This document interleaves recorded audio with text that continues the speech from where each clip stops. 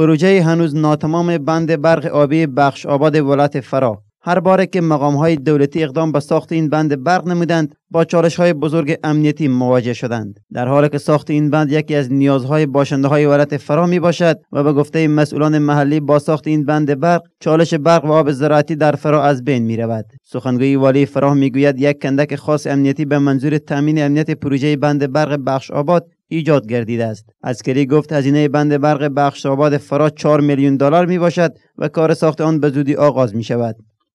بند بخش آباد ولایت فرا به 3 قسمت تقسیم میشه. کار از او که یک قسمت از او از دیزاینر از او است که مبلغ 4 میلیون دلار بودجه از است. 1 میلیون دلار از این پرداخته شده که بهودی شرکت نسباک است، شرکت پاکستانی است، این قرارداد کرده، اما هنوز کار بند بخش آباد شروع نشده. قرار است به زودترین فرصت شروع شود.